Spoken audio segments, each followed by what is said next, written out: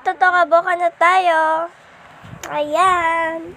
So, ngayon ko palang a-upload yung tokaboka ko. Pero, dati pa itong tokaboka ko.